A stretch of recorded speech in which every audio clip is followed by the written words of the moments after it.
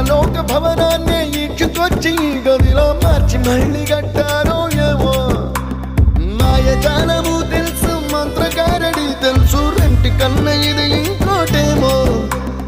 నీలాకాశం నేలాకొస్తే ఇట్టాగే ఉంటాదో ఏమో.